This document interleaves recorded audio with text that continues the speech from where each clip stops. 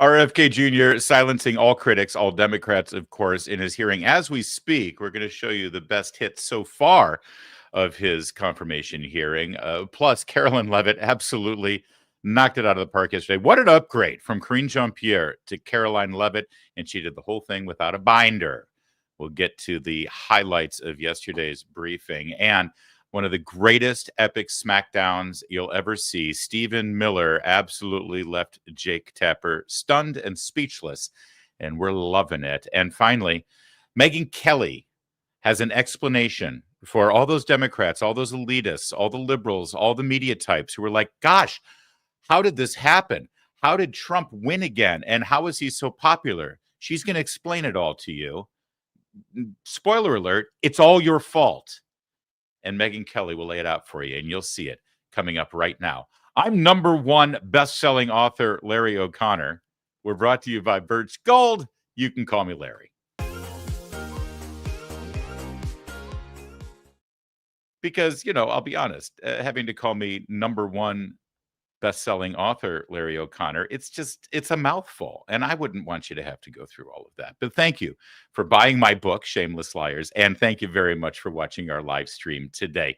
We're going to get to all of the important news that you come here to get in just a moment. But first, increased tariffs on our trade partners, tax cuts, regulation changes. We're seeing it all play out before our eyes, and it's another reason why gold is a viable diversification tactic right now more than ever.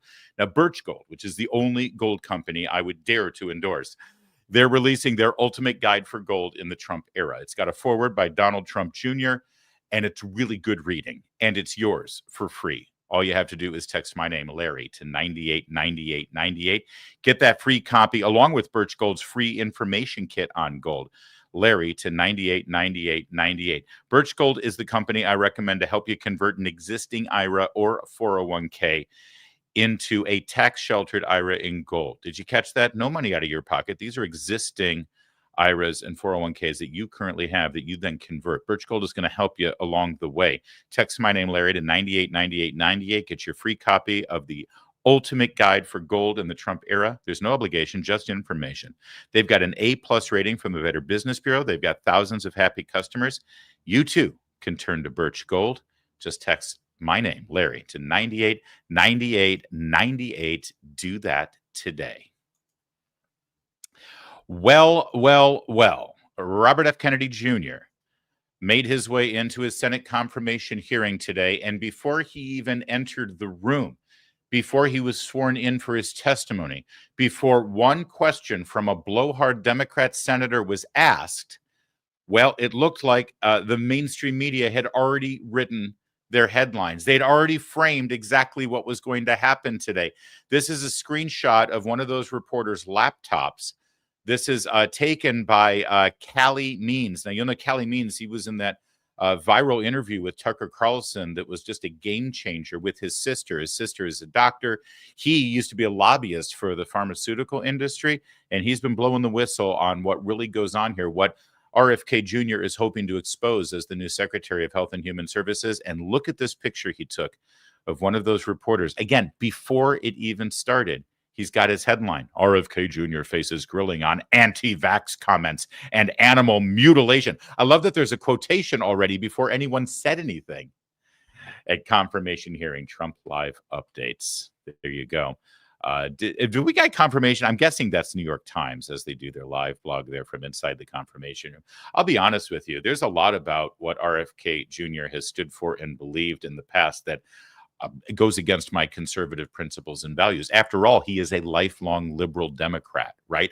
Right up until he tried to run for president as a Democrat, and the Biden mafia kept him from challenging Joe Biden in the last primary. That's when he went independent, and that's when he decided politically and in terms of what was best for the country, he should endorse Donald Trump.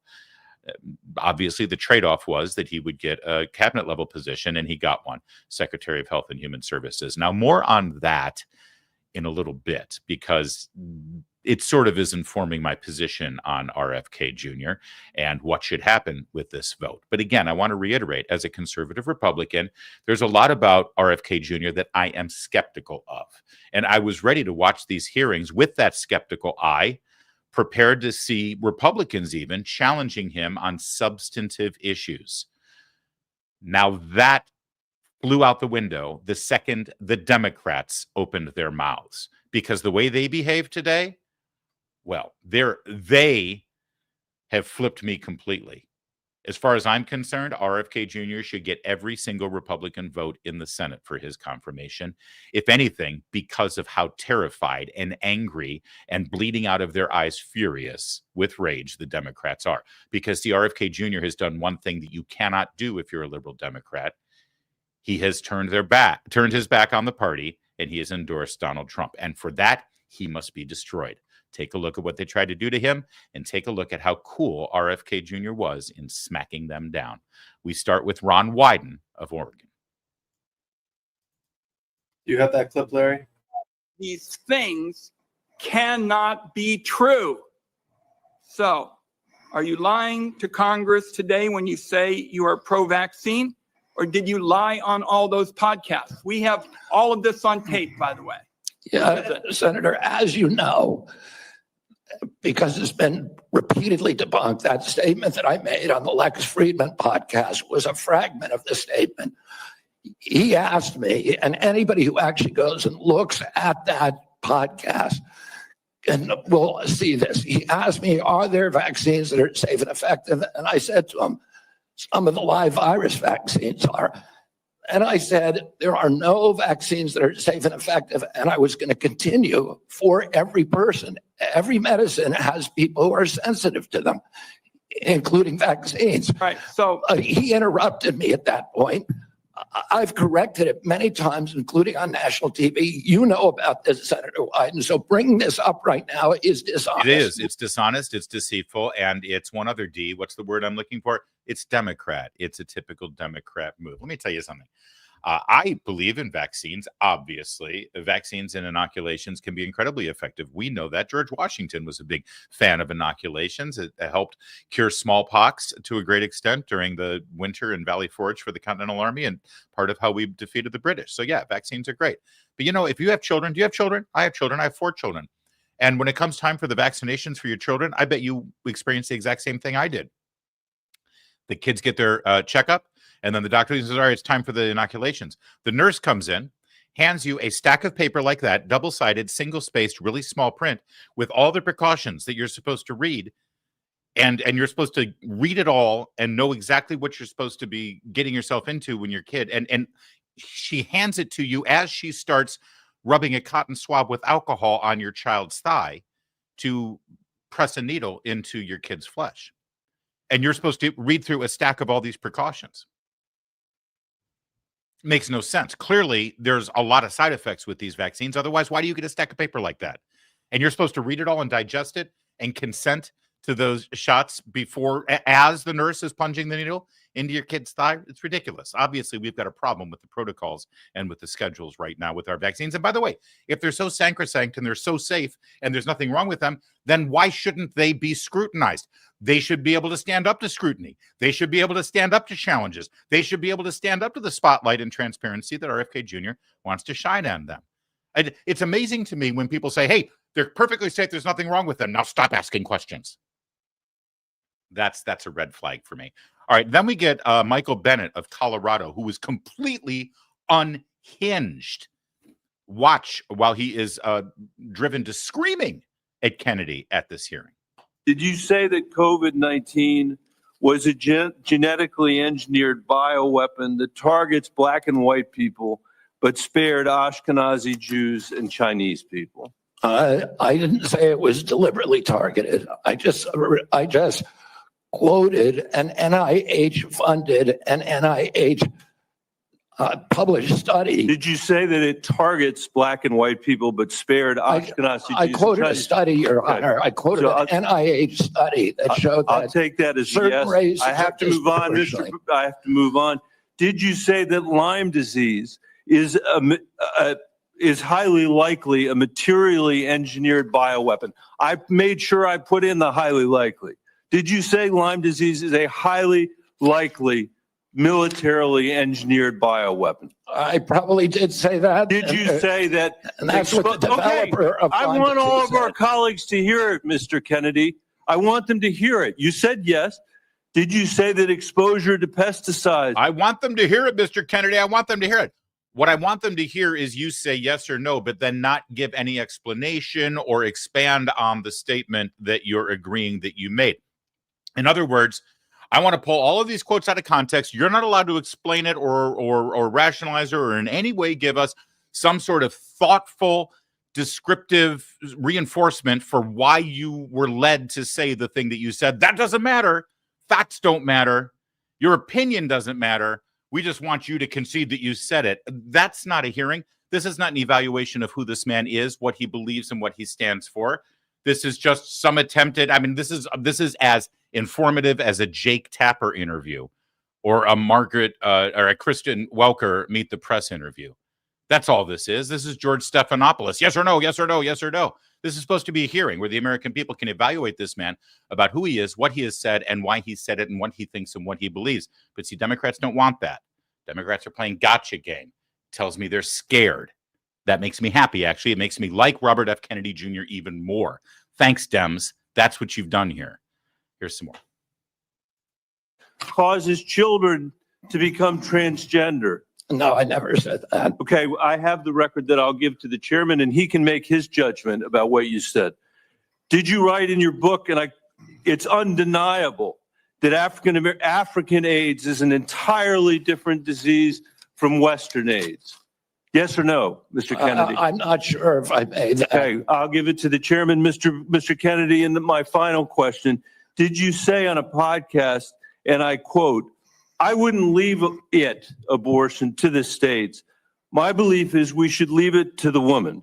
We shouldn't have the government involved, even if it's full term." Did you say that, Mr. Kennedy?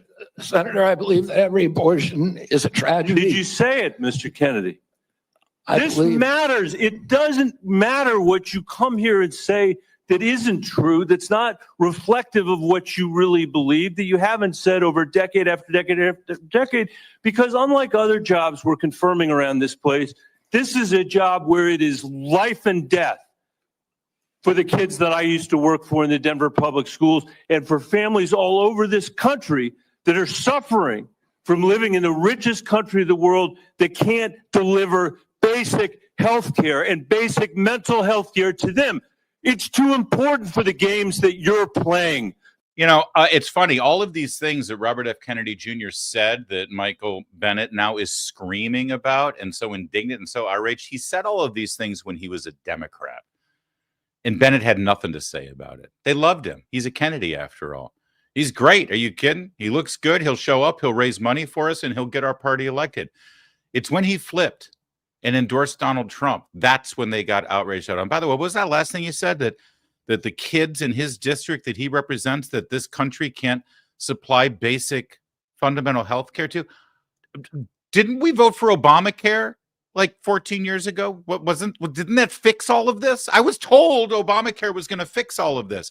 I was told Obamacare was a big deal. That's what Joe Biden said to Barack Obama when he signed the bill into law. I was told that we fixed this problem. Why is health insurance so much more expensive now than it was before Obamacare? Why are the kids in Michael Bennett's district still not getting fundamental health care delivered to them? It's not RFK Jr.'s fault.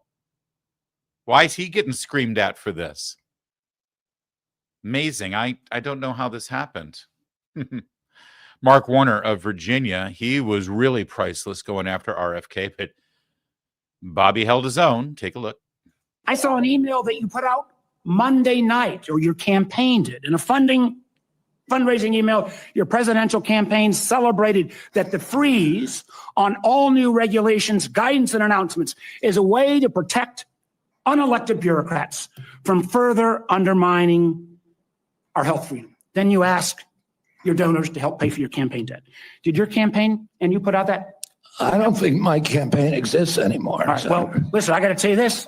Somebody's out there soliciting money for it. Maybe you ought to find out who is.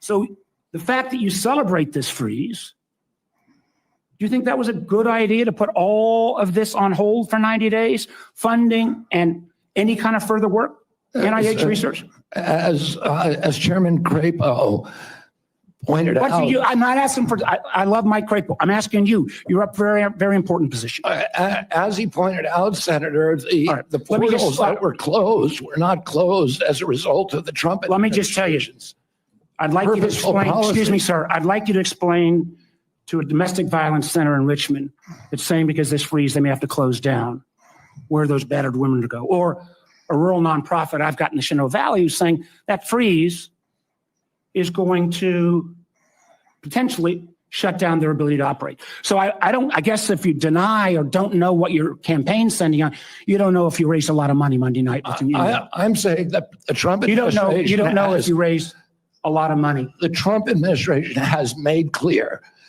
that it does not want to freeze benefits All right, for excuse me. any Americans under Medicaid or Medicare, and I do not want to There are, dismantle the Medicaid. freeze is affecting beyond Medicare and Social Security. I would hope you would have known that. Yeah, okay.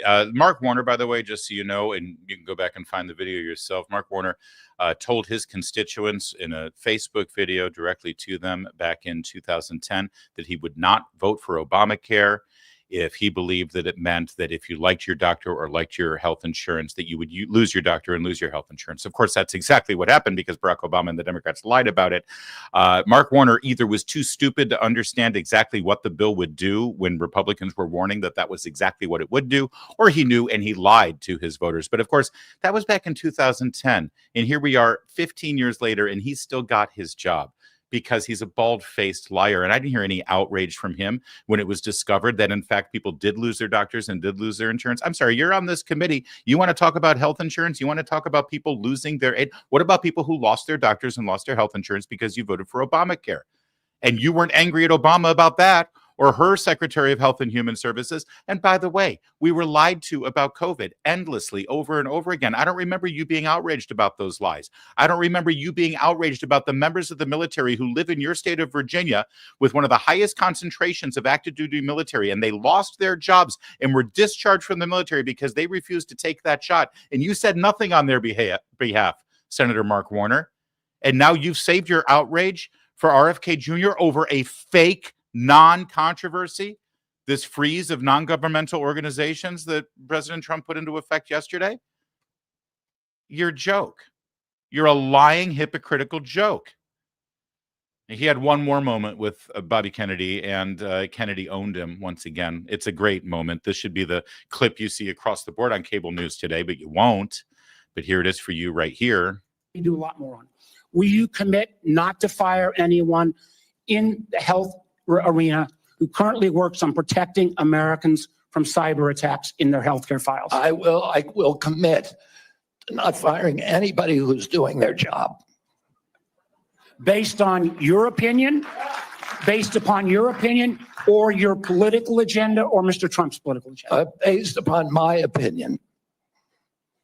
I guess that means a lot of the folks who've had any type of views on vaccines will be out of work. That's the moment. Do you promise not to fire anybody who did it? I promise not to fire anybody who's doing their job, which, by the way, opens the door for a whole lot of federal workers who work in the Department of Health and Human Services who could be looking at a pink slip anytime soon. Here's the senator from Nevada, Cortez Masto. This exchange is mind-boggling. I'll let it play out. It's going to be hard because I'm going to want to pause it, but I'm going to let it play out. And then we will just relish this exchange. But if you live in Nevada right now, this is your senator. What the hell, people? What the hell? Because you keep citing the Trump administration and you're just going to follow what they say. Is that what you're doing? You're just a rubber stamp for them in this position? So anybody, so it doesn't matter that you're before us. It could be anybody coming before us as long as they're a rubber stamp for this administration and disregarding your beliefs and what you think. I guess my question to you is, if it really is fundamental to what you believe, how do you live with that? How do you address those issues as you're moving forward, knowing that it's going to harm Americans? Yeah. You want me to answer the question? No, I'm asking you. Okay. President Trump has asked me to end the chronic disease epidemic and make America healthy again. And I'm So in a is that the unique only reason why position. you're at HHS? Is that the Excuse only me. reason why then you're at the HHS to address that one issue? President Trump has asked me because I'm in a unique position to end that. And that is what I'm doing. Okay, so wow, Catherine. Two things here. First of all, do you remember any Democrat ever grilling a cabinet level appointee for Joe Biden or Barack Obama, ever grilling them saying, are you just going to rubber stamp what the president tells you to do, or are you going to pursue your own agenda at this? Of course, every single cabinet level secretary, if they got the job, their job is to serve at the pleasure of the president of the United States. And if the president says this is what I want done at the Department of Health and Human Services, then it's incumbent on the secretary to do that. If the secretary doesn't want to do that, then they should step aside and resign. That's obvious. But now there's this new standard. Oh, you're just going to rubber stamp what Trump wants? What? I'm sorry, didn't every single cabinet secretary rubber stamp what Biden wants, or whoever was pulling the strings for Biden? Didn't every cabinet level secretary do exactly and rubber stamp exactly what Obama wants? But this new standard, this hypocritical standard, is remarkable. But then this other part where Kennedy says, here's why I have this job. Because President Trump wants me to end the chronic disease epidemic in this country and make America healthy again. And your senator in Nevada, Senator Catherine Cortez Masto, your senator, said, is that it? That's the only reason you're there? The only reason is to make the country healthy and end chronic disease? Really? That's it? I'm sorry. Isn't that enough? Isn't that a pretty good reason, Senator? What the hell else? Why else would he be there? In fact, why hasn't every Secretary of Health and Human Services taken the job with that kind of goal in mind? Maybe that's part of the problem, Senator. Amazing. And, you know, of course, the Democrats are the intellectuals in this town. They're the smart ones in Washington, D.C. Oh, boy. All right. Now some more great moments from Robert F. Kennedy Jr. today. By the way, this hearing is still going on. We grabbed the best nuggets that just started a couple hours ago for this noontime program. We'll probably have more tomorrow. But here's some pretty good nuggets from Robert F. Kennedy Jr. today. Americans don't, by and large, do not like the Affordable Care Act. People are on it. They don't like Medicaid. They like Medicare. And they like private insurance.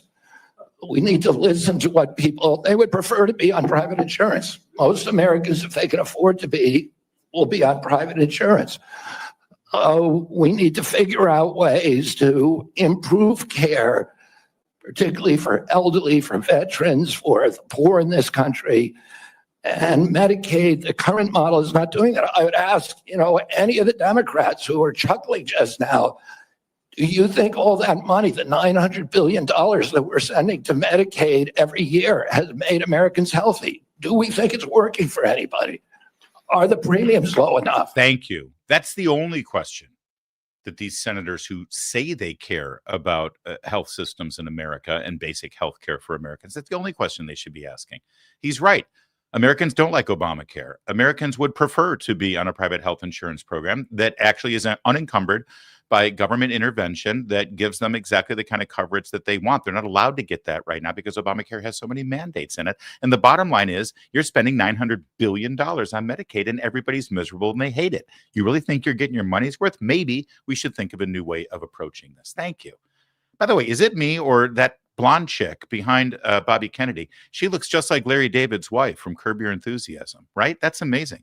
Split an image. Okay, another great moment. A lot of people concerned about, yes, I know that's his wife. I know it was a joke. A lot of people very concerned about Bobby Kennedy being the Secretary of Health and Human Services because we like our Big Macs and Quarter Pounders. See, he's not a big fan of fast food, and we're worried that he will wield his power to take our drive-through away from us. Well, if that's your concern, he addressed it today in a rather entertaining way.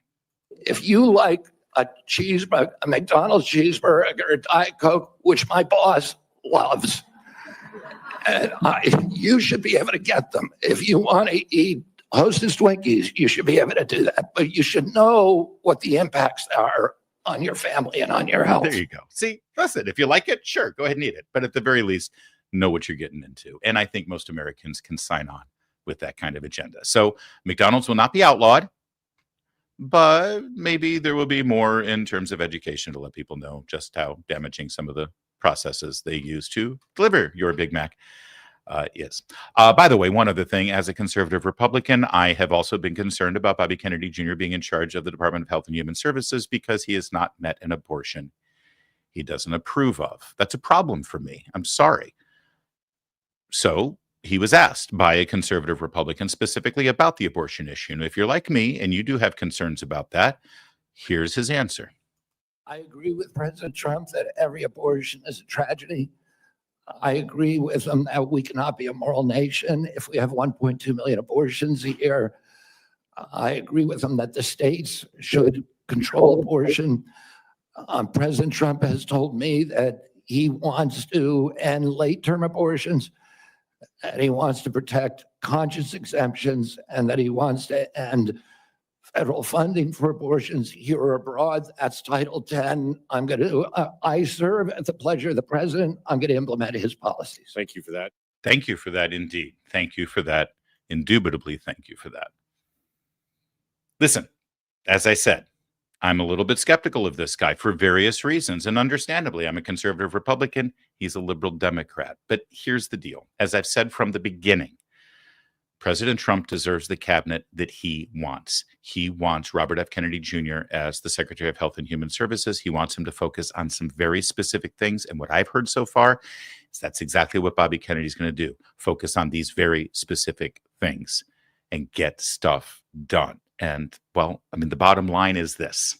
And if you pull back the tape and you look at the day Bobby Kennedy decided to endorse Donald Trump for president, I said on this show, right here in this frame, right there into that camera, I said, this is the game changer. This will make the difference. I broke down the polls in all of the swing states, and I showed you how far down Trump was to Kamala Harris, because on the day this happened, David Marcus wrote about this today at Fox News. The day the endorsement happened, Kamala Harris was up nationally by about 3.7 points. And in the swing states, they were either tied or Kamala Harris was up by a couple of points. And Bobby Kennedy had anywhere between 3 and 7 points in those swing states.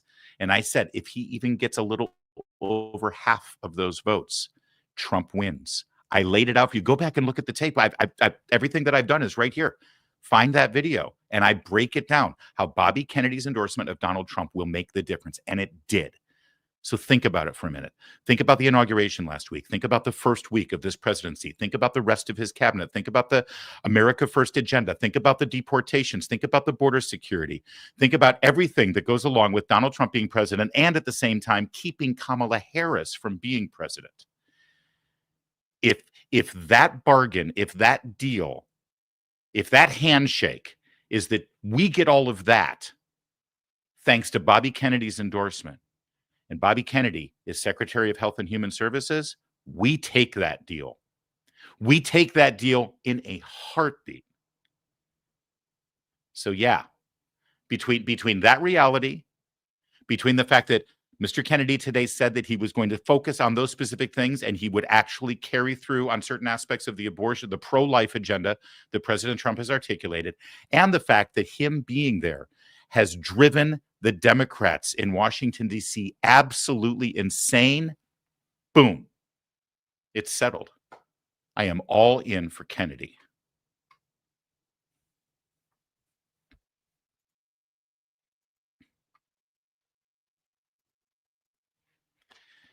Karoline Leavitt did something amazing yesterday. She's 27 years old, the youngest person ever to be the White House press secretary. She held her first briefing, and take a look at this picture. What do you see? In fact, the operative question is, what don't you see? You don't see a binder this thick with plastic crosstabs and scripts and monologues and statements that have been market tested and voted on and approved and pre-written for her to read. You don't see anything that we just saw from the circle back Jen Psaki and the box checking Karine Jean-Pierre. She's got a few pieces of paper with some notes and some statements. And then she's just got her brain, her wits, her intelligence, her skills, her ability. She only checks a box or two, not nearly as many boxes as Karine Jean-Pierre. But boy, oh boy, did she perform magnificently. Look, ma, no hands. Screw that. Look, ma, no binders. She kicked ass yesterday, and we want to show you some of our favorite parts. Here she is. Since you brought up Truth Seek, I would like to point out, while I vow to provide the truth from this podium, we ask that all of you in this room hold yourselves to that same standard. We know for a fact there have been lies that have been pushed by many legacy media outlets in this country about this president, about his family, and we will not accept that. We will call you out when we feel that your reporting is wrong or there is misinformation about this White House. So yes, I will hold myself to the truth, and I expect everyone in this room to do the same. Thank you. What a great moment where someone arrogantly says, should we expect you to tell the truth to us every single day? First of all, let's be clear. I hate to put it this way, but White House spokespeople in general, whether they work for a politician, a government agency, or for a major corporation, their job isn't necessarily always to tell you 100% the truth. Their job is to deliver facts, but also, let's face it, spin them on behalf of whatever entity that they work for. But when a reporter says to the White House spokesperson, are you going to tell us the truth from that podium every day? Karoline Leavitt basically answered the way I would answer if I had that job, which is, you go first. I'll show you mine if you show me yours. You want me to tell the truth every day? I'll tell you what, I watch you every day. Are you going to do the same? That would be a great moment if that ever happened. And to that end, reporters seem to have major trouble understanding the fact that people who are illegal aliens, who break our border security and immigration laws, are in some way actually lawbreakers when they're in this country. They were very concerned that people that don't have long, violent criminal records were also being deported. Now, we'll get to the details as to why that may be happening, but Karoline Leavitt was very good at explaining the English language to some of these reporters yesterday. Can you just tell us the numbers? How many have a criminal record versus those who are just in the country illegally? All of them, because they illegally broke our nation's laws and therefore they are criminals as far as this administration goes. I know the last administration didn't see it that way, so it's a big culture shift in our nation to view someone who breaks our immigration laws as a criminal, but that's exactly what they are. God, I'm sorry. That is so cathartic to see. How beautiful is that? That may be my new ringtone. That's how much I may go to sleep tonight listening to that on a loop next to my pillow. It was so beautifully stated. And again, she didn't have to read it from a binder. It's so short. Let's watch it again. Can you just tell us the numbers? How many have a criminal record versus those who are just in the country illegally? All of them, because they illegally broke our nation's laws and therefore they are criminals as far as this administration goes. I know the last administration didn't see it that way, so it's a big culture shift in our nation to view someone who breaks our immigration laws as a criminal, but that's exactly what they are. That is exactly what they are. Now, I just want to explain one more time, if you're just joining this show today, I have repeated it a couple of times, but in a normal raid, in a normal attempt for ICE to deport somebody who has broken the law criminally, if there's no sanctuary city laws, those people will be held in a jail, and then ICE will show up and they'd transfer custody, and then ICE would handle them. But because in Massachusetts and New York, Illinois, Michigan, California, Oregon, Washington, God knows wherever they've got their sanctuary laws, these criminals, after they're arrested, are set free into the neighborhoods, immigrant neighborhoods. And so then ICE has to go and show up and knock on the door and say, yeah, you murderer, you're coming with us. And by the way, who are you? What are you doing here with the murderer? And what are you doing here with this pedophile? Hey, let's see your paperwork too. Oh, you're here illegally as well? Well, come with me. Oh, but I haven't broken the law. Yes, you have. You're in the country illegally. Come with me. That's what's happening right now. But the people in that room, you know, the people that have a journalism degree, apparently you have to have a journalism degree to not understand that breaking the law means that you're a lawbreaker. It's weird how a journalism degree doesn't also come with a basic understanding of the English language. But there you have it. I'm glad Karoline Leavitt is there to inform them, educate them, and instruct them on basic things like this. All right. Do you want more? I want more. Here she is. Doge and OMB have actually found that there was $37 million that was about to go out the door to the World Health Organization, which is an organization, as you all know, that President Trump, with the swipe of his pen in that executive order, is no longer wants the United States to be a part of. So that wouldn't be in line with the president's agenda. Doge and OMB also found that there was about to be 50 million taxpayer dollars that went out the door to fund condoms in Gaza. That is a preposterous waste of taxpayer money. Condoms in Gaza. Condoms in Gaza. $50 million. You were spending $50 million. Joe Biden made sure that you were spending $50 million to provide condoms in Gaza. Now, last time I checked, I was told that Gaza is a war zone, that the place is it's a genocide. People are getting wiped out. I don't know how they're finding time in their lives to do the nasty. But apparently that was a priority for the last administration. And everyone's screaming yesterday about this freeze on NGOs and money that's going to these things and grants. First of all, it's just a freeze, okay? If you're a good group and you're a good organization and it's worthy, and then you'll get your money. But everyone was screaming about Meals on Wheels, Meals on Wheels, Meals on Wheels, Meals on. My understanding is that Meals on Wheels federally, nationally gets about $5 million. That's a lot of money. Don't worry about it. It's $5 million. Compare that to the $50 million for condoms in Gaza. See, but the way the people in that room, the reporters in that room think, it's like, okay, you sure, we're on board. Okay, you've got a point. 50 million for rubbers in Gaza. That's probably a problem. But you can't freeze that money because you also freeze $5 million for Meals on Wheels. All right, well, Meals on Wheels is fine. Okay, Meals on Wheels is not going to get their money frozen. But the way Washington thinks is you got to keep all of it. You can't freeze it because then Meals on Wheels. And that's how these things happen. That's how you end up with $50 million given to terrorists. Hamas condoms. What a beautiful thing. My friend Kurt Schlichter, I was talking to him earlier today about this, and Kurt Schlichter claims that we know for a fact that that money was not spent on the Magnum size condoms because terrorists, Hamas. I didn't say it. Kurt Schlichter said it. So that makes it okay. All right, a little bit more from Karoline Leavitt, shall we? By the way, before we even play this clip, look at that room. Do you know what the press briefing room was looking like in the final year of the Biden administration? It was half full. Now I know everyone's like, oh, it's the first day. It's the first day. No, it's more than just that. The reporters now recognize and understand that they're going to learn, they're going to hear things. They're going to get information. They're not going to be lied to. They're not going to have somebody, the last press secretary with the one with the kinky hair and the really tight curls. She was like it was cute. It was a very nice mop top look. I liked that. It was the best thing about her. And the funky clothes, right? Interesting, though, the one thing that she didn't have going for her, Karine Jean-Pierre, is that she never met with the president. She rarely met with or talked to the president. She's the White House spokesperson. She showed up every day to read from her pre-programmed binder full of notes and information about what she was supposed to say on behalf of the White House without ever having the benefit of talking to the president. She's the president's spokesperson, and she never actually spoke to the president, or very rarely. Maybe only when she was dressed up like the Easter Bunny that one time. And so the reporters knew that it was a waste of time to sit in that room. Now look at that room. Look at that room.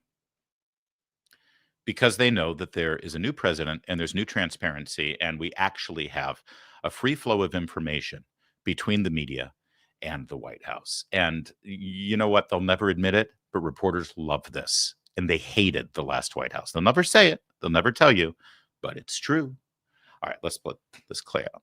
Just real quick, you mentioned the inflation executive order the president signed, but egg prices have skyrocketed since President Trump took office. So what specifically is he doing to lower those costs? Oh, the egg prices. Oh, my God, the egg prices. How many years have we gone without anyone in that room asking any question about grocery prices of the last White House?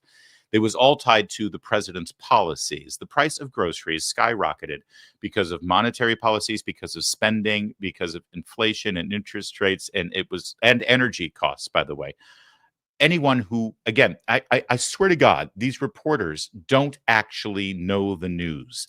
They don't read their own publications and their own networks' websites to know what's going on in the world. But I bet you know. I bet you know that there is a giant avian flu crisis right now, that thousands of chickens and poultry have had to be destroyed because of avian flu.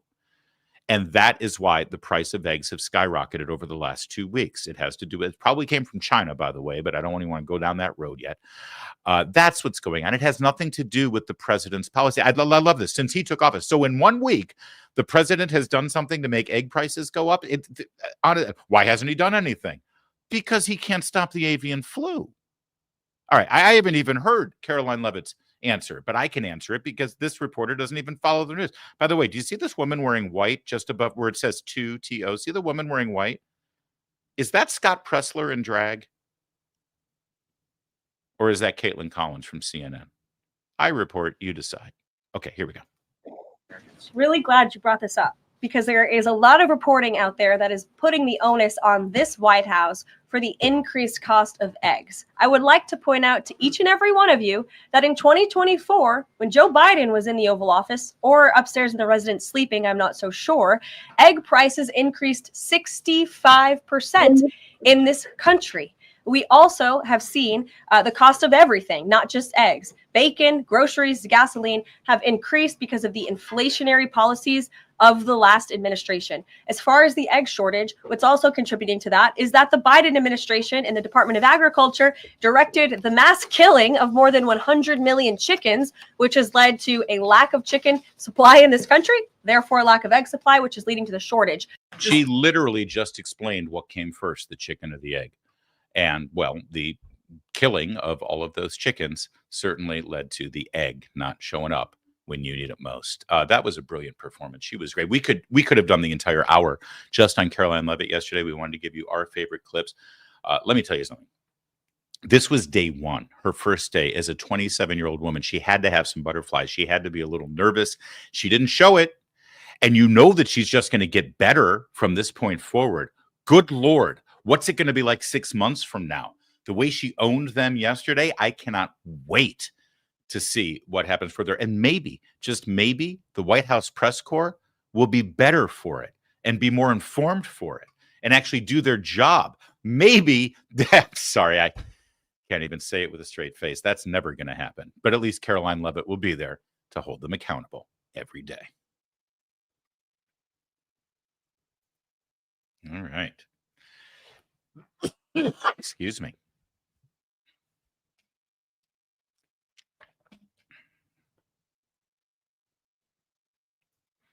As you know, on this show, we do not like Jake Tapper. There is no reason to like Jake Tapper. Jake Tapper is sanctimonious. He's smarmy. He's absolutely an activist who pretends to be an impartial journalist. That's the worst kind. I write it in my book, Shameless Liars, new book that just hit this week. I write about the myth of objectivity, where objectivity in journalism originally came from. It's in my book. Read about it. But this whole myth of objectivity has actually served as camouflage, where journalists pretend, like Jake Tapper is the worst offender. He can pretend to be objective, and that becomes a cloaking device for his obvious political activism. Now, some of them aren't as good as Jake Tapper. George Stephanopoulos, it's pretty obvious, right? But Jake Tapper is good at it, I got to say. But there's no objectivity over there. He is smarmy, he is sanctimonious, and he loves to talk down to his guests when his guests are Republicans and conservatives or people who support Donald Trump. And he always seems to lose the mask when he interviews this guy, Stephen Miller. Now, Stephen Miller, last time he sat with Jake Tapper in his studio back during the first Trump administration, Stephen Miller was a special advisor to the president, really focused on immigration policy. Now, Stephen Miller is the deputy chief of staff for the White House. So he's gotten a huge promotion. Jake Tapper, well, he's just got the same old job over there at CNN. No promotion for him. The only thing new that's happened in Jake Tapper's life is that he and CNN lost a $1 billion defamation suit. So there's that, but at least he kept his job, I suppose. So he squares off with Stephen Miller once again. And I'll tell you this, Stephen Miller, he wins this round going away. Take a look. Overwhelmingly, the career federal service in this country is far left wing. The American people. I don't know that to be a fact. Well, I'll give you a great example. We looked at USAID as an example. That's 98% of the workforce either donated to Kamala Harris or another left-wing candidate, just as an example. okay, but let me just demonizing an entire workforce is having a wait. Whoa. Did you just say that saying someone voted for Kamala Harris is demonizing them? No. So according your suggestion is that there's a bias. No, Your suggestion, but you used the word demonizing. You just said that I'm demonizing somebody by saying they voted for Kamala Harris. let's get back on track. But I am on track. Okay. Let me. That is so beautiful. All right. So Stephen Miller says, the vast majority of the employees of the federal government are left-wing Democrats. He says, well, what do you mean? I don't know that to be true. And he says, oh, no, we do know that to be true. 98% of them either donated to or voted for Kamala Harris. And Jake Tapper says, well, you can't demonize the entire workforce. And Steve was like, I'm sorry. So voting for Kamala Harris, saying someone voted for Kamala Harris is demonizing them, Jake? What a great moment. And what does Jake Tapper do? Let's get back on track. In other words, don't you trap me. Don't you say my words back to me. You caught me off guard, and I spoke the truth for a moment there. Don't you do that. Let's get back on track. Let's get back on track. The fact of the matter is, yes, this whole permanent state, this what you call it, the deep state, the bureaucratic state, the permanent political class in Washington, D.C., call them whatever you will, but overwhelmingly, they support Kamala Harris and the Democrats. We know that. And of course, the new president that comes in, he should be able to say, these are the people who are supposed to carry out my agenda. Why would they carry out my agenda if they oppose me? In fact, they're going to undermine my agenda. And so he would like to scrutinize them and, if possible, fire them or at least relocate them from a critical position. And Jake Tapper, how dare you demonize them? Okay, Jake, we'll get back on track. Let's see if this goes any better for you. I don't think it will. Do you believe, does anyone believe, that an unaccountable, career-tenured bureaucrat should be able to approve vast sums of money for the projects that they personally agree with that no accountable employee in the federal government has reviewed? I'm literally asking about Meals on Wheels. I mean, you know, we are, but Jake, yes, Jake, you do know what I'm talking about. I'm telling you, as the memo says in black and white letters, no financial benefit programs to Americans are affected. No individual assistance programs are affected. It's there in black and white. Yeah. We always knew that the media was going to spin up fake stories to try to create controversy, to try to create scandal. I'm not saying you, Jake. I would never say you. I'm not saying you. We invited you on to clarify, Stephen, and we just and I'm here. Right, I know, and I appreciate it. I want to turn to immigration in 1 second, but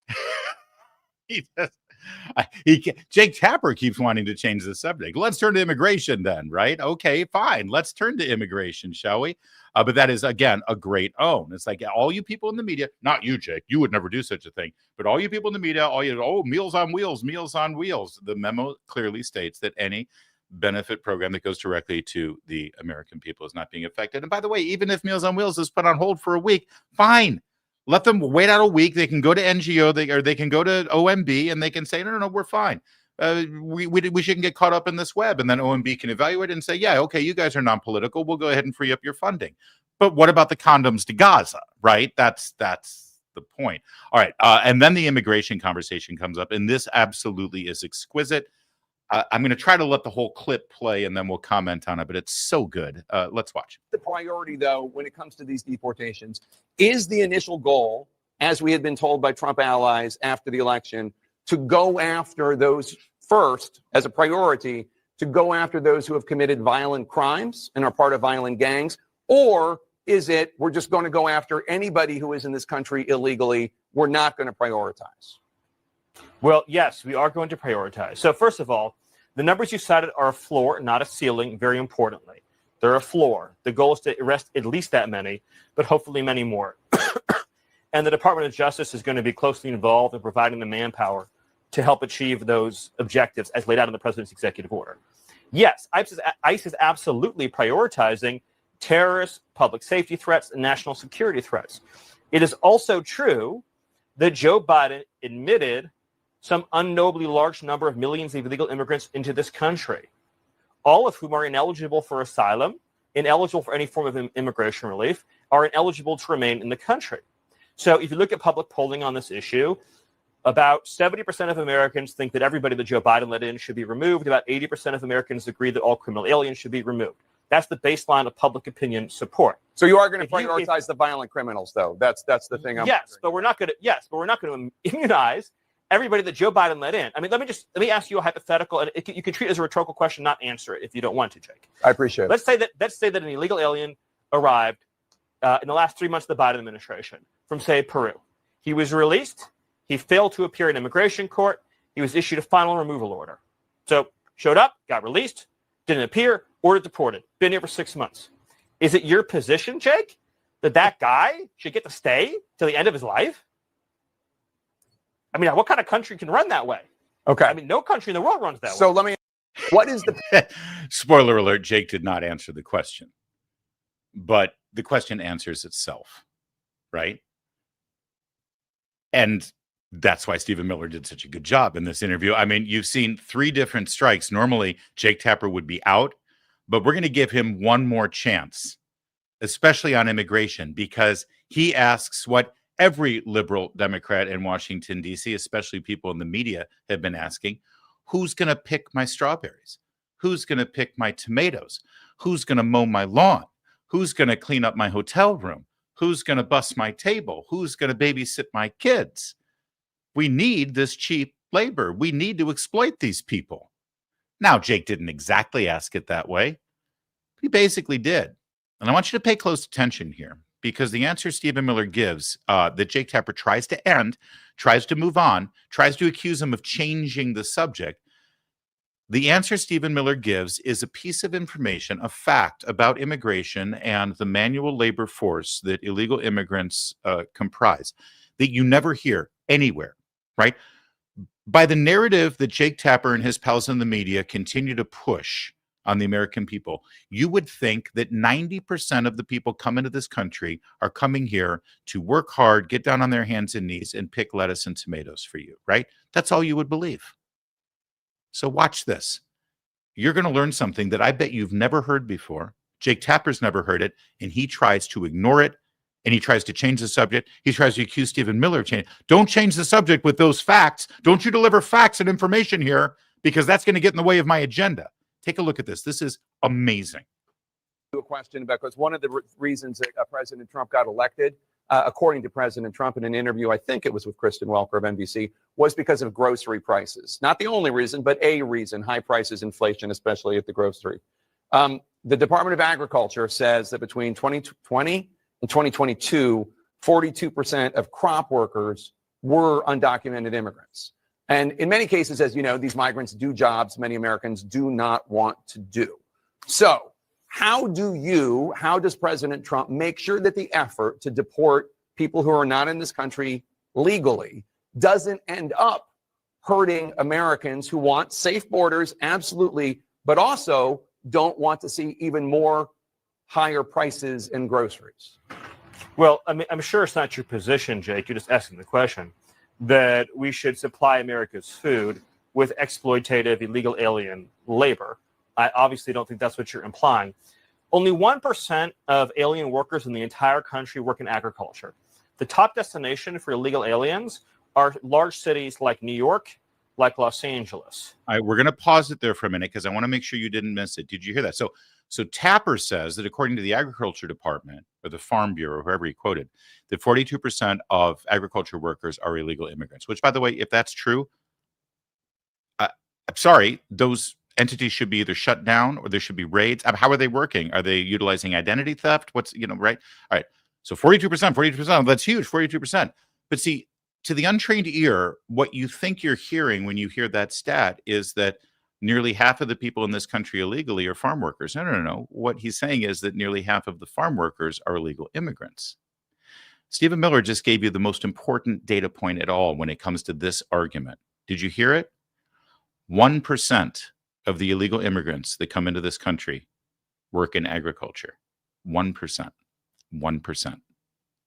The vast majority of these people are going to New York or Chicago or DC or LA or San Francisco, not picking a lot of crops in Manhattan, right? This whole canard, this whole argument, you hear it all the time.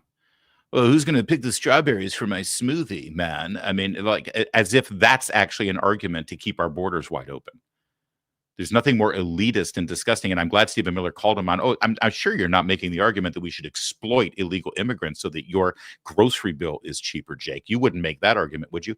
But this whole canard, this talking point that they throw at you all the time about how expensive your vegetables are going to be if we deport people, 1% of the illegal immigrants are working in the agriculture business. So I would love to make this deal. For every single brain-dead left-wing moron who makes this argument, tell you what, you're right. I don't want your smoothie to cost more than it should. So you keep your 1% of every illegal immigrant that picks your crops for you. Can we deport the 99% that don't? Are you okay with that? Because that seems to be your only problem here. Your only problem is making sure that you get cherry tomatoes for your caprese salad, right? So you keep your 1%. Can we deport the 99%? You won't argue. Now, where's your argument? What's your argument now? Huh, pal? But then Miller even brings more facts to the table because, you know, all these people, oh, these are jobs that Americans won't do. Yeah, really? Ask someone who is a skilled electrician or plumber or someone who used to work on a construction site who now has lost their job to an illegal immigrant. I assure you there are Americans who want those jobs. They're dying to do those jobs, okay? But Miller brings a very important point about these workers who are dedicated to the agriculture industry. He'll bring that in a moment, but I just want to make sure you didn't miss that point. All right, let's continue. And small industrial towns, of course, all across the heartland, as we've seen with the Biden floods. Mm-hmm. None of those illegal aliens are doing farm work. Those 30,000 illegal aliens that Joe Biden dumped into Springfield. I'm talking about the ones that are. But I'm explaining this. It's important to understand. No, you're kind of changing the subject. I mean, I'm talking about the ones. I will give me 30 minutes. I'll go as deep as you want this. We don't have you and your audience. I don't have I'm talking about the ones that work in the agriculture industry. I'm you can explaining come back to you and we your can talk audience. about the ones in the cities. I swear. I'll do the whole answer. The illegal aliens that Joe Biden brought into our country are not full stop doing farm work. They are not. The illegal aliens he brought in from Venezuela, from Haiti, from Nicaragua, they are not doing farm work. They are in our cities collecting welfare. As for the farmers, there is a guest worker program that President Trump supports. Over time as well, we will transition into automation, so we'll never have to have this conversation ever again.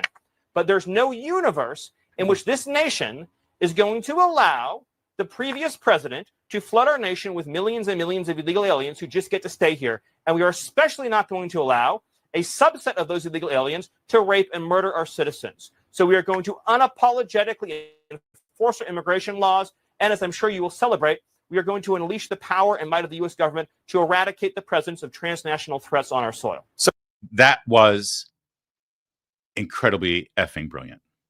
And I love Jake Tapper trying to cut it off. And we don't have time for that. You're kind of changing the subject. I want to answer this. And it's like, no. Finally, for the first time in probably years, if not decades, the audience at CNN, specifically Jake Tapper's show, actually got educated on the reality of the guest worker program, about migrants and whether they work in agriculture or not, where these people are coming from, what they're doing when they get here, where they go when they get there, and truly, ultimately, how it affects your fruits and your crops and your lettuce and your tomatoes, which is the only thing anybody who works in Washington, D.C. cares about, even though they're fine going to Wegmans or Whole Foods and paying astronomical prices for their vegetables, because they really don't care, actually. But they think it's a talking point, and Stephen Miller just exploded that talking point on them. And by the way, my favorite thing in this whole thing, real fast, is this move from Jake Tapper. Watch him here as Stephen Miller continues to go, and Jake Tapper realizes that he's up against facts and information and that it's blowing up. Watch what he does. Picks up his paper. See how he shuffles his paper? And he shuffles his paper again. And then one more time, he's going to do it, and he shuffles his paper, and he shuffles his paper. Do you ever see anchors do that when they work in a television studio, the shuffling the paper? You know what that is? I'm going to reveal it to you. That's a signal to the director and the producers and the control booth that he's done, that he wants to end this. Because, you see, Jake Tapper has two skills that he's really good at. He's got a good head of hair for television, and he can read a teleprompter. And every single question and every single thing that he was supposed to say during this interview was on the teleprompter. So why does he have the paper? What's the point of the paper? What is he doing when he shuffles the paper? What's the point of it, right? Well, as somebody who's actually been on a television set before with a person like Jake Tapper, but not Jake Tapper. He'd never have me on his show. Do you know what the paper is? The paper is the hard copy printout of his teleprompter. So in case there's an equipment failure and his teleprompter goes out, he can read what's on the paper. That's it. That's all it is. So why does he have to shuffle it? Why does he have to look at it? Why does it serve any purpose at all other than as a backup in case the teleprompter goes down? Why are they always messing with it? Because when Jake Tapper does that with his paper, he's trying to signal to the booth that we got to get out of here. We're done. Let's move. Let's go. Next topic. This guy's messing up the narrative. I love that. I love that moment more than anything else. These people are hacks. Don't take a back seat to them. I was about to say they're no more intelligent than you. Actually, they're much less intelligent than you. They don't know what they're doing. All they know is what they've been told to say, what's been written out for them to say, and what their, I guess, political agenda is, which I'm having trouble figuring out at this point, other than to just be against anything you believe and you want. We do have a freedom of the press in this country, and I respect the freedom of the press. We need a free press in this country, but the whole point of a free press is to have an informed populace so that we can make an informed decision when we exercise our democratic right in our constitutional republic to choose our representatives. And these guys, that's not what they're doing. They're not exercising the protection of their press freedoms to inform you. They're exercising that freedom as a shield to try to convince you or to try to demonize you or to try to keep their viewers uninformed. That moment right there with Stephen Miller is kind of a Rosetta Stone, a smoking gun of what they do. Because God forbid Stephen Miller actually explain our immigration laws, explain who's coming into this country, explain what they're doing, explain that only 1% of them are farm workers, and literally none of the people who have crossed this country illegally, crossed the border illegally under Joe Biden, went right to the farms to work in the crops. God forbid the CNN audience learn that. Instead, all they get is stare tactics and hysteria. And God bless you, Stephen Miller, for stepping up. And I would like to applaud him for a brilliant performance on what I expect to be his final appearance on Jake Tapper's show.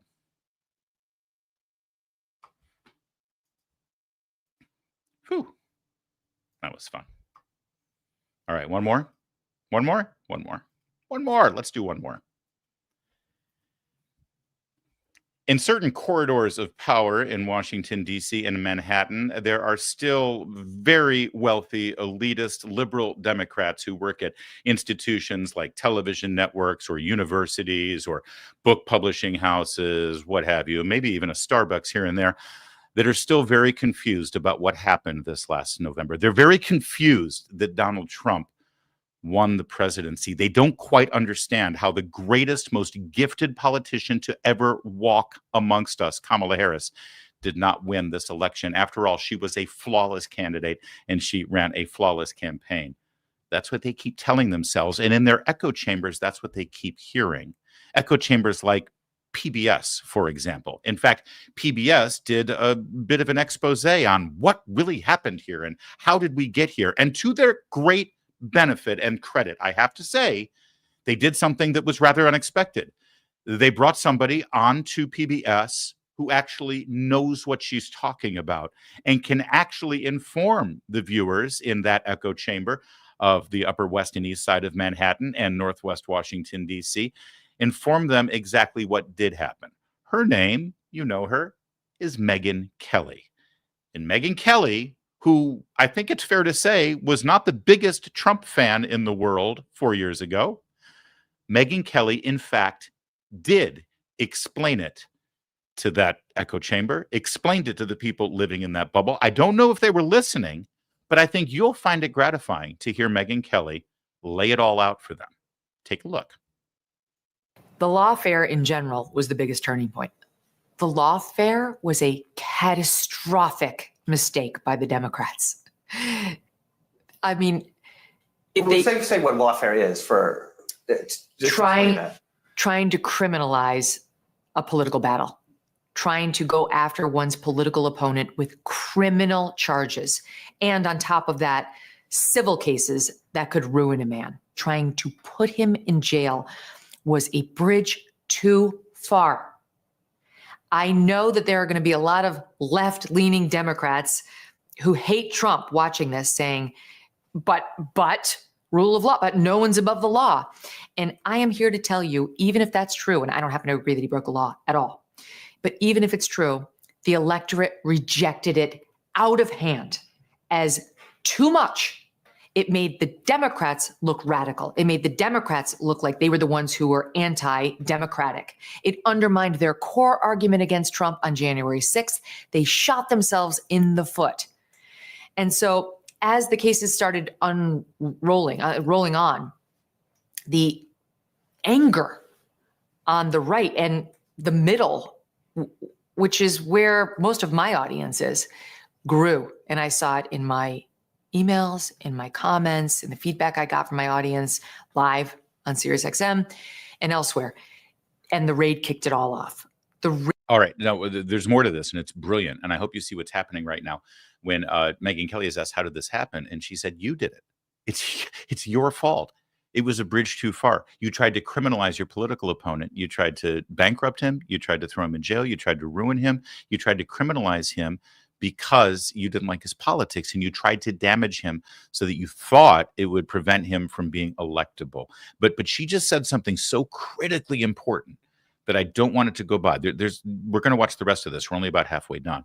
But she said something so critically important that is really the most important development of this last campaign cycle.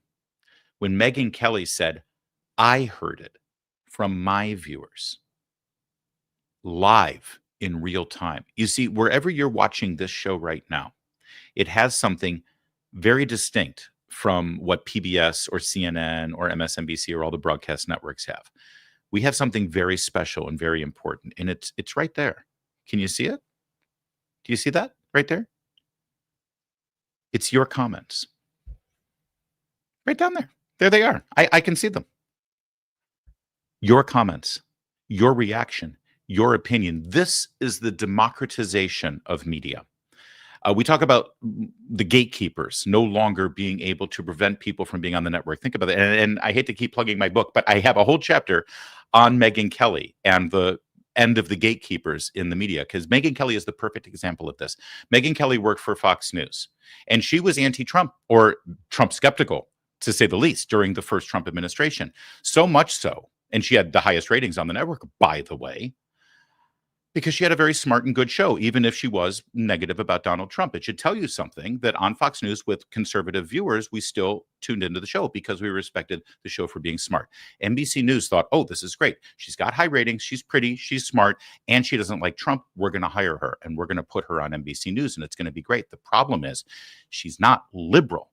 She's not a left-wing maniac. And at NBC News, she started doing a couple of topics that they went nuts about, that we can't have that conversation. We can't talk about that issue. And they ended up firing her. They gave her $30 million to walk away. And they figured, well, Fox isn't going to hire her back. And none of the other networks will hire her back because, she's politically incorrect because she wanted to do these topics. So she'll take her $30 million and she'll go away. But then Megyn Kelly did something different. Megyn Kelly plugged in a camera just like this to her computer, and she plugged in a microphone just like this to her computer. And she started her own show without gatekeepers. And she was able to deliver that show to you on a platform just like the one you're watching right now. But then something else happens. That's the gatekeepers we talk about, right? But the gatekeepers don't just gatekeep a person like Megyn Kelly or me from being on the network or being on cable news. The gatekeepers also keep you confined to your living room. They keep you confined. You will watch who we decide you get to watch, and you have nothing to say about it. See, but you do have something to say about it. Not only do you leave their platforms and you go to streaming platforms like this because you are seeking out information in a way you want it delivered to you, but also there you are. See, you never get to tell George Stephanopoulos what you think of his show. You never get to tell Anderson Cooper in real time. But you told Megyn Kelly, and you tell me every single day. This is the democratization of media. This is the game changer that we saw in the last election cycle. And this is why Megyn Kelly got it. Because very early on, she saw what people were saying. Real, live human beings reacting to the news of the day. And it's why when you watch cable news, if you ever do anymore, if you watch Joe and Mika, if you watch Jake Tapper, if you watch Rachel Maddow, it's like, well, these people are on another planet. They have no idea what's going on in this country. And it's because of that. And she just said it. I saw it in real time in the comments from viewers. And she knew what the American people were thinking and seeing about what Democrats were doing to use law and our justice system as a weapon against Donald Trump. And she's summarizing it now for this PBS audience. You did this. It's your fault. You want to know how Trump got elected? You did this. It's great. Watch, there's more. Raid caused people to feel genuinely rageful. We had never seen such a thing. The FBI raided the home of a former president. The FBI staged a photo op in which they placed the documents just so and took photos and then released those photos. As Merrick Garland was up there trying to tell us nothing had been manipulated and we could totally trust them, that this was not politicized. We didn't believe him. We still don't believe him. I'm still angry about it as somebody who is a lawyer and practiced law for 10 years. It was a before and after moment that we now cannot get back. Now we've crossed the Rubicon and anything's possible. And if Adam Schiff or Hillary Clinton or Joe Biden winds up facing criminal charges under a Trump administration, I can tell you there are very few Republican voters who will feel sorry for them. They brought it upon themselves. We had never done this before. Hillary Clinton, everyone chanted lock her up in the Republican Party. Trump smiled and waved along with the crowd while they did it. Did he do it? No, as soon as he was elected, he said, no, I'm not doing that. That was rhetoric in the wake of the campaign and during the campaign. Only Joe Biden, only Merrick Garland, and the Democrats from Fani Willis up to Alvin Bragg and others thought this was an okay line to cross in the United States of America. We made it almost 250 years without doing this to a president. And let me tell you, it wasn't because no president had ever come close to the legal line. We understood as a nation, we didn't want to start turning ourselves into a banana republic. And I don't know where this goes from here, but whatever happens, it's their fault. I got nothing more. It's brilliant. It's 100% right. And you know it. And somewhere deep down, the Democrats who run PBS that we're still paying for, they know it too. And good for them for actually seeking out the facts and delivering it to their audience. I'm shocked that they did, actually. Will they learn anything? Will they do anything? I doubt it. But this was the game changer, and we will never be the same. But the difference is only a few people in the media understood it and actually saw it happening in real time. And that's why, well, we made the difference in this campaign. I love Megyn Kelly. She's brilliant. I love this platform. I love where we are right now. I love what we're doing. And I love you for being a part of this. Because believe it or not, by continuing to come to this show and Megyn Kelly's show and Joe Rogan's show and Theo Vaughn's show and Ben Shapiro's show and Andrew Klavan's show and all the other choices you've got on this direct to the consumer, direct to the citizen platform that you're watching us on, this is what makes the difference. This is what brings the First Amendment back right home where it belongs. So thanks for that. Let's change the world once again, every single day right here. All right. By the way, I'm not kidding. That's exactly what I write about in my book. It's amazing. And look, we're a #1 bestseller in media and internet and politics. There we go. Have you bought my book yet? It's only been out for a day. Get the Kindle, get the paperback, get the hardcover. We are a #1 bestseller because I'm Larry O'Connor, best-selling author. You can call me Larry. Oh, wait, we have super chats first. Let's do super chats. Richard Murray for $10. Thank you so much. I would give $1,000 to see Kurt Schlichter or Matt Walsh asking questions in a White House. But asking questions, I want to see Kurt Schlichter answering questions. But yes, that would be pretty fantastic. You're right, Richard. I would. You give how much now? $1,000? You got $1,000 because I could make this happen. Don't because we could get at town hall. We could get Kurt Schlichter a press pass, and we could get him into that room. Should we do this, Kevin? Should we get $1,000 from Richard Murray if we get Schlichter a press pass? Do you think the world's ready for that? I don't. Actually, it's not worth $1,000 to see the mini nuclear explosion in the West Wing when that happens. Let's not. But we love Kurt Schlichter. Glinda, I love the name. Wait, is it Glinda or Galinda? What's that a reference to, Kevin? Quinn knows. Quinn, what's that a reference to? Glinda or Galinda? What's it, or Wicked? Wicked. See, Quinn knows. It's Wicked. Thank you, Galinda. Thanks, Larry. Love your program. I'm a musical theater guy. I know my Wicked. Come on. Thank you for that. And a huge thank you to our buddy on Rumble, a $20 super chat from Rumble, Arthur Brogdon. Your ebook on Kindle is on. Oh, yeah. Okay. They set up the pages sideways, 1 or 2 pages at a time. Congrats on your 1056 page opus. Okay. Arthur, thank you for bringing this up. If any of you have bought the Kindle version, there was a formatting problem on day 1. It has been fixed. The corrected format has been uploaded. So just go back in and return and reload, and it'll be there, Arthur. Thank you for letting me know. I got a couple of complaints about it. We checked it out. For some reason, something weird happened with the formatting on the ebook only. So if you got the ebook via Kindle, go and reload my book, Shameless Liars, How Trump Defeated the Legacy Media and Made Them Irrelevant.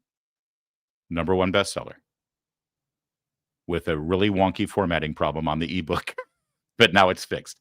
Thank you, Arthur, and thank you for the $20 super chat. I really appreciate it. Thank you for the support that you continue to give us. And to all of you, thanks for watching today. We'll be back tomorrow, same time, same place. My name's best-selling author Larry O'Connor. You can call me best-selling author Larry.